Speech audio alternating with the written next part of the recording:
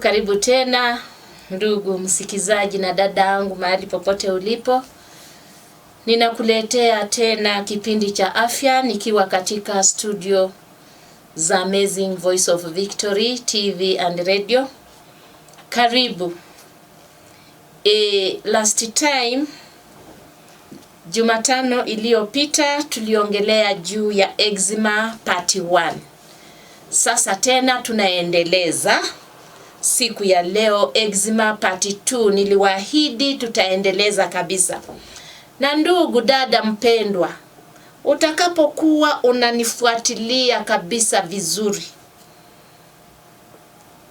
na jinsi watafiti wametafiti wakaona ya kuwa dawa kubwa kabisa ni kuangalia ya kuwa mtu wa eczema afanye nini ndiposa ndio eczema yake ipate kufanya nini, kutulia. Ninaposema hivi, eczema ni ugonjwa ambao hakika umeshika watu ulimwengu mzima, awe ni mzungu, awe ni mchina, awe ni Mwafrika, awe ni Muhindi. Hakika tumepatana na watu ambao wamefungua NGO ambao hakika wanahamasisha watu duniani nzima kuhusu huu ugonjwa. Kwa hivyo ninapoongelea juu ya ugonjwa wa eczema, na hakika tumetoka hapa Afrika tunahamasisha wale watu hata wakiwa wazungu, hata wakiwa ni wa China, kuhusiana tu jinsi wafanye nini. Na ndiposa ndio eczema kwa watoto wao, kwa relatives wao, uwe ni mtu mzima, hakika wamesikia vizuri. Kwa hivyo tunapoongelea eczema, hii eczema haishiki tu Afrika peke yao, inashika kila mwanadamu, kile kiumbe ambacho Mungu wetu aliumba kama mwanadamu akaweka katika ulimwengu. Kwa hivyo tunaendelea, tulimalizia ya kuwa unapokuwa na eczema ama yule mtoto mdogo anapokuwa na eczema, tafadhali huyo mtoto tusimupee stress. Huyo mtoto asipate stress. Kumbe hata watoto nao pia huwa wanapata stress. Unajua watoto wanapata stress namna gani? Sana sana sisi wazazi tumekalia sana watoto wetu. Ati kwa sababu sasa sisi ni watu wazima, atuwapei freedom ambaye kile kitu ambacho wanataka. Mimi na wewe kama mzazi, mtoto anapokuambia kitu msikize. Na sasa wewe kama mtu mzima utajua hiki kitu ni kibaya ama ni kizuri. Kikiwa hata ni kizuri, hakika unafaa umwelekeze vizuri.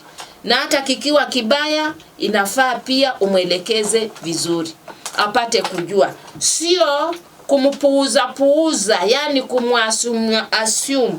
Yes. Kwa hivyo mara nyingi watoto wanapokuwa na stress na wako na eczema, hakika itazidi sana. To avoid stress kwa watoto. Hata kama mtoto anakuomba kitu na hauna hela, ujaribu kumwelekeza vizuri ambapo ile njia ataridhika. Mnaweza kuniambia ya kuwa sasa uchumi, yani unasema tufanyie watoto, sio lazima uwe nayo, lakini umwelekeze aone ya kuwa hakika nimeelekezwa vizuri. Lakini bado mtaniuliza, daktari ajui watoto wa siku hizi hawasikii. Hata ukimwelekeza Kenya anataka mtoto atakitaka, na pale atataka stress. Hapo sasa tena ndio tunasema ya kuwa bado turudi kwa Mungu. Tuendelee kumpigia simu, tuombe watoto wetu wapate kuwa watoto wa kusikiza na kuelewa. ili wasije wakapata stress. Na ndio sababu tunasema ya kuwa fundisha mtoto angali mchanga, akiwa mkubwa hatapotea njia. Kwa njia nyingine ninasema namna gani? Tupeleke watoto kanisani, wapate kuanza kufundishwa, wapate kuanza kutusikiza, watii kwanza Mungu na wapate kutii watu wazima, watasikia. Yes, utaniambia watoto wa siku hizi hawasikii. Inawezekana hata sisi tumeenda kando na njia, tujaelekeza hao watoto kwa Mwenyezi Mungu. Na kuelekeza tu mtoto kwa Mwenyezi Mungu hakika ni kitu cha ajabu sana. Kama kule ambako penye mimi ninaenda kushiriki, hakika ninakuta ya kuwa kuna madarasa ambayo hakika watoto wanaelekezwa kule kwenye ninashiriki. Utakuta ya kuwa kuna mpangilio katika lile kanisa, lile dhehebu ambalo sitalisema saa hii, lile dhehebu ambalo mimi ninaenda. Eti mtoto anaanza kufundishwa akiwa angali hapo tumboni. Huwa wanasema ati 0 year class. Umeona? Alafu sasa tena akishazaliwa kuna from sasa tumemaliza 0 year to 1 day, alafu sasa 1 year to 6 years. From 6 years kuna darasa 6 to 9 years. 9 years to 12. 12 to 10 si yuko sasa inafika sijui ni 14 inaanza sijui to 19. Hivyo ikielekeza. Kama jameni mimi hakika ningekuwa ya kuwa nami hata sikuzaliwa katika hilo dhehebu. Inasema ya kuwa jameni, kama ningekuwa nilijua hivyo ama wazazi wangu wangejua, wangeanza kukaa kunipeleka yani katika ile darasa nikiwa ningali niko wapi? Niko kwa tumbo. Pengine unajua hata sisi tumepea wazazi wetu wakati tulipokuwa wadogo hard time. Singepea mzazi wangu hard time. Nawe pia bwana, wewe sasa nimekufunulia uje ukapeleke mtoto wako kanisani apate kufundishwa neno la Mwenyezi Mungu. Hata tupatia hard time, kwa sababu ahadi ya Mungu inasema ya kuwa ukifundisha mtoto angali yako mdogo, hakika hata akipotoka bado atarudi laini, na laini hii itakuwa laini ya Mwenyezi Mungu. Kwa hivyo watoto wetu tusiwape stress wanapokuwa na hii eczema. Alafu inasemekana wale ambao wako na eczema tuchunge sana tusije tukawa na mafua. This colds. Mafua. Na respiratory infection. Unaona ya kuwa kifua kimeshikana, mafua ndio hayo. Hakika unaona zile viruses na mtu ndio huyu anajiscratch. Hakika hizo colds zitafanya eczema iendelee. Tumeona ya kuwa jinsi tunavyofaa kuzuia hizi colds. Watu tunywe maji ambayo yako vuguvugu kila wakati. We shall avoid colds. Unaona nini? It is just the opposite. Instead of having colds, let us now treat it with the warm water. Tunywe maji ambayo ni vuguvugu, ambayo hakika haitafanya miili yetu ipate mafua kila wakati. Nilishaongelea juu ya kunywa maji. Unapokuwa unasahau, wewe endelea tu kusearch katika YouTube za Amazing Voice of Victory, YouTube zangu, utakuta jinsi maji inavyofaa kufanya nini? Kunywewa. Alafu jambo lingine tena tunaambiwa ya kuwa hakika mtu ambaye ako na eczema, actually watafiti wamesema ya kuwa maziwa ya ng'ombe ni hatari sana kwa yule mtu ambaye ako na eczema. Je, wewe uko na eczema ama mtoto wako ako na eczema? Kama huwa anakunywa maziwa ya ng'ombe, awache. Mtaniuliza atumie nini? Atumie maziwa ya mbuzi. Unajua maziwa ya mbuzi ni nzuri sana. Nzuri. Wakati moja niliishi pale karibu Maralal. Hii kazi yetu hiyo inatutembeza sana pale Rumuruti. Hiyo ni njia ya Rumuruti, tuseme katika Samburu Land pale. Na kuambia wale watu wanafuga mbuzi na huwa wanakamua maziwa ya mbuzi. Kuna watu wengine pia hakika wamevuga mbuzi tu, kwa sababu ninaongea na watu ambao wamevuga mbuzi ambao hawako katika eneo hilo. Maziwa ya mbuzi ni mazuri sana, tena ni mazito, tena ni matamu kuliko maziwa ya ng'ombe. Na tumeona ya kuwa yule mtu ambayo ako na eczema atumie maziwa ya mbuzi, eczema yake inarudi chini. Mpaka wengine walirudi kutafiti mpaka wakaona maziwa ya camel, ngamia. Yes, maziwa ya ngamia nayo ni mazuri. Na tunaona ya kuwa hakika utakapokuwa unatumia hivi, ile mlipuko wa ngozi hautaonekana haraka kabisa. Tunaona ya kuwa badala ya wewe uendelee sijui maziwa ya packet, maziwa ya nini. Na ndio ndiposa unapotembea mahali pale kwa wale watu ambao wako na ngamia na wanatumia, hawana shida sana za ngozi, shida za ngozi ambazo ni za eczema. Jambo lingine, kumbe hata pia ngano kuna protein yake. Ili ngano tu, mpunga wa ngano ambao hakika tunaona ya kuwa mpunga wa ngano protein yake inaitwa gluten. Hii gluten hakika tunaona inaleta mwasho katika ngozi ya yule ambayo ni mgonjwa na ugonjwa wa eczema. Sana sana tunaona ya kuwa unapokuwa unaendelea na unaona unajikuna, ninakuelekeza tafadhali unafaa uache, stop it. Utaniuliza tukule nini sasa? Kwa nafaka tuliona ya kuwa kuna nafaka tuseme ya mawere, tuna nafaka mpunga ambayo hakika ni millet, sorghum, vitu kama hivyo.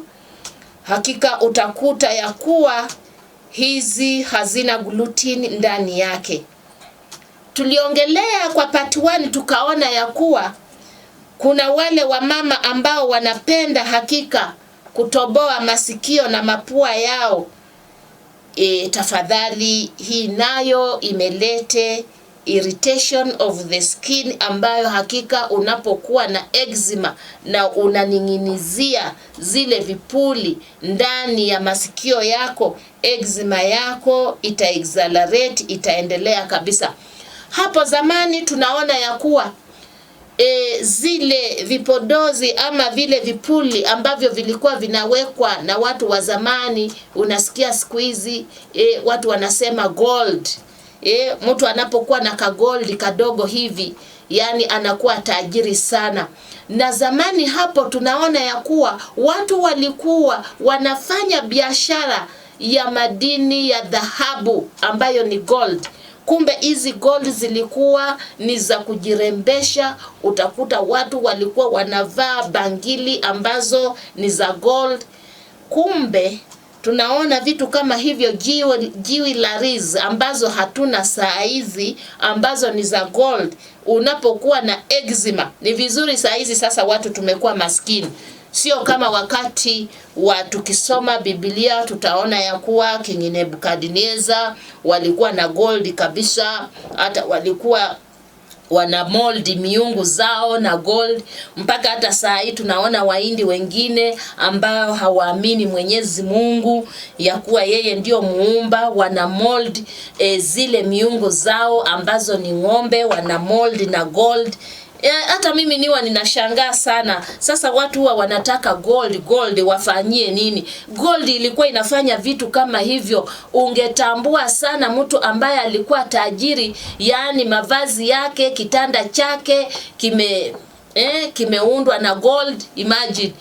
Ndio saa hii mtu hao anasema nikipata tu gold kidogo hivi hakika mimi nitakuwa tajiri. Na mimi niwa najiuliza kwani hii gold inaenda kufanya nini? Na utakuta ya kuwa wenzetu wanapoenda yani riadha wanashinda nini, wanapewa kikombe cha gold. Hivyo tu, yani ni ile prestige tu, watu wajisikia ya kuwa hakika hao nao ni watu ambao wanajisikia na ni matajiri. Sasa tunaambiwa ya kuwa vitu wakati huo ambao vilikuwa ni gold, ama sasa wacha niseme wale watu ambao bado wanatumia gold kuonyesha ya kuwa ndio sasa umaarufu wao wa kuonekana ya kuwa hao ni tajiri wanavaa. Tunaona hata wakati ule Goliath alikuwa na vitu ambavyo amevaa gold vya kumkinga ili hakika ya kuwa wakienda kwa vita yani ile spear isipite. Hakika ilikuwa tu ni prestige, na mtu kama huyo kama angevaa hizo vitu vya gold na ako na ugonjwa wa eczema hangepona rahisi. Hangepona kabisa rahisi, kwa sababu ile gold iko ndani madini ambayo hakika inainua ile ngozi kuanza kufanya nini, kuirritate, upate kujikuna. Kwa hivyo ndugu mpendwa, tunaona ya kuwa hii njia haikuwa ni nzuri kabisa. Sasa ninaongea na watu ambao wako pengine tu tuko nao hapa katika dunia yetu ya Afrika hii, wako na zile bathrooms ambazo ni tubs, ambazo yani mtu anafungulia maji analala ndani, anaoga, anakaa kana kwamba anaogelea ndani. Unaona kile kibakuli, tunaambiwa ya kuwa such like baths ama baths. Kuna maji ambayo mtu utafungulia uone ni joto, na yanakaa kana kwamba yana bubble. Unapokuwa na hali ya eczema, usije ukalala katika ile tub ufungulie maji ambayo ina bubble. Ni kama utakuwa sasa unazindua ule wa, ile hali ya kufanya nini, ya kujikuna.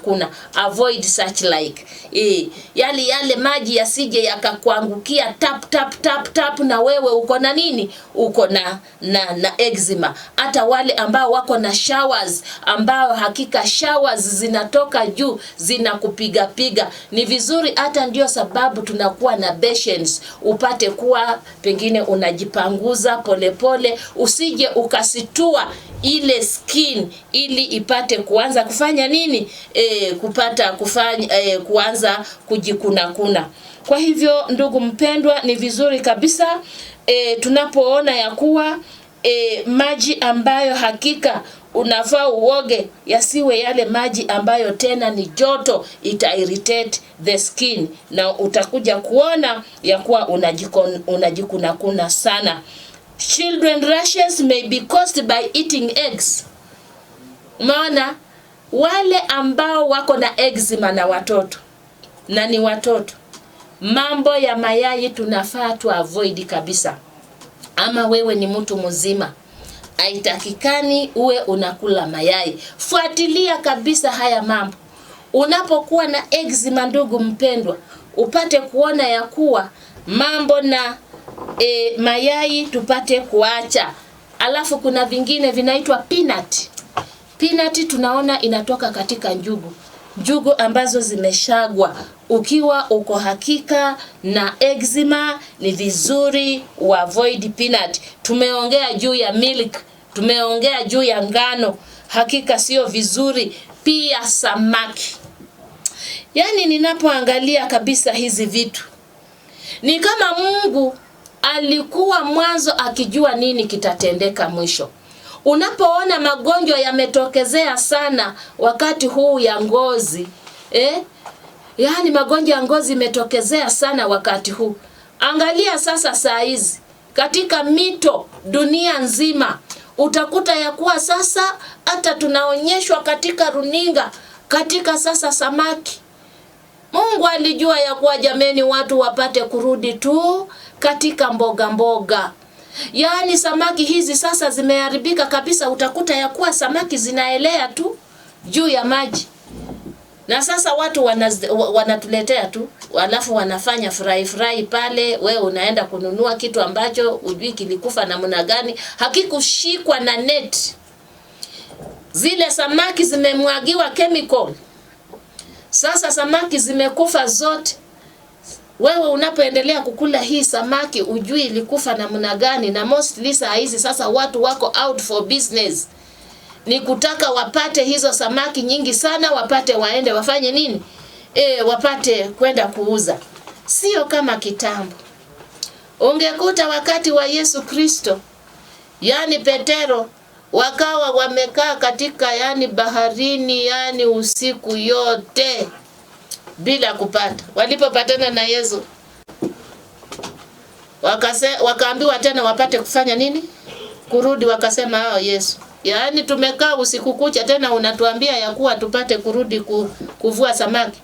Walikuwa wametoka na nets zao. Lakini sasa ona, Yesu akawaambia, tafadhali rudisha nyavu katika maji. Tunaambiwa waliporudisha, hakika samaki walijao mpaka hata boti yao karibu isink. Umeona? Lakini sasa saa hizi watu hawafanyi hivyo na nyavu. Watu wameenda shortcut. Watu wameendelea kushika samaki na chemicals ambazo zimeharibu afya. Ndio sababu tunasema ya kuwa mtu anapokuwa na eczema awachane na samaki. Pia wametuambia na nyama ya kuku. Kuku sasa saizi pia sio kuku. Tuna kuku ya boira. Unaona kuku ndio hiyo ameagiwa tu saa hiyo. Within 2 weeks, 2 months, amekuwa mzee, amekuwa mkubwa, amechinjwa. Alafu wewe uko na ugonjwa wa eczema. Eczema yako haitaisha. Eczema yako haitaisha. Na sana sana tena tumeambiwa nyama ya nguruwe, beef ya nguruwe hakika inaitwa pork. Yani nyama ya nguruwe hiyo pork hakika tena ndio imelete shida. Mbona watu mumependa kukula nguruwe? Nguruwe hakika tunaambiwa ya kuwa tunaposoma katika kitabu cha Walawi, that is Leviticus 11.